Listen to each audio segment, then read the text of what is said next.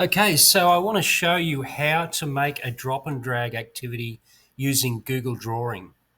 So what I've done here, I've opened up a new Google Drawing. I've named it What is an Element? It's a science exercise where students have to decide whether something is an element or not. So what I've done is put lots of options here. And the way I've done it, I'll do one more. I'm going to add another picture of oxygen. I'm going to insert an image, search the web, and up here, I'll search oxygen. So yeah, that's actually got the word oxygen, so that's going to work pretty well. Once it gets in here, I don't need to make a, oops, daisy, what did I do there? I don't really need, other ones I've made insert a little text box because I wanted to, this one's already got the word oxygen in it.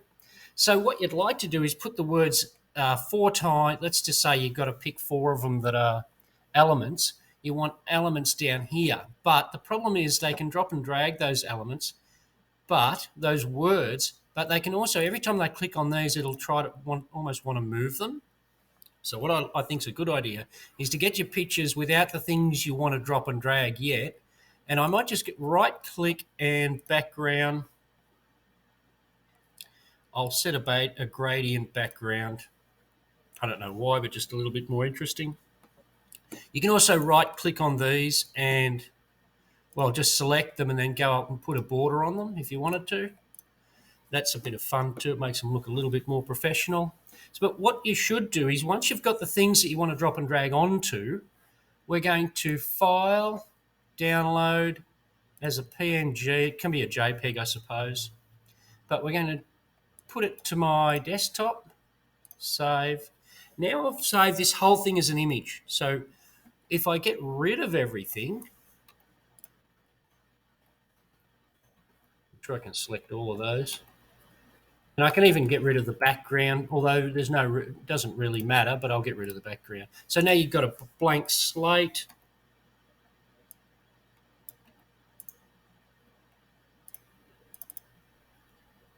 How do I get rid of that?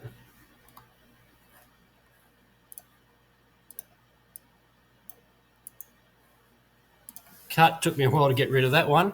But now we've got a nice, now what we want to do is insert an image from my computer. I'll go search the desktop, which one was it, that one. And then I'll resize that picture as my background. Now this really makes it just a little bit less likely for the kids to muck with it. Of course they can go into the settings and do it. Okay, so you've got the things that you want to drop onto, but the things you want to drag is probably the word element. Which one of these is an element? So we'll go to insert a word art and we'll say element